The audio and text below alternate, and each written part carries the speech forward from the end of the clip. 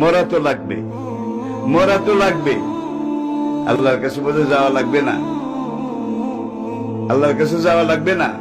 আসুন, কিয়ামতের আগে পুরা পৃথিবীতে যখন বিভ্রান্তি বিভ্রাট সৃষ্টি হয়ে যাবে, কোরআনের বিরুদ্ধে, নবীর বিরুদ্ধে, দ্বীনের বিরুদ্ধে বিভিন্ন ভাবে ঠাট্টা মস্কারি, দিনকে কটাক্ষ, দিনপন্থী যারা দিন কায়েমের চেষ্টা করে তাদের উপরে আঘাত, এগুলো যখন শুরু হয়ে যাবে, এই সময় আমার একটা সুন্নাহকে যে শক্ত করে ধরবে, আল্লাহ পাক হাসরের দিন তার আমলনামায় 100 শহীদের সওয়াব লিখে দেবেন।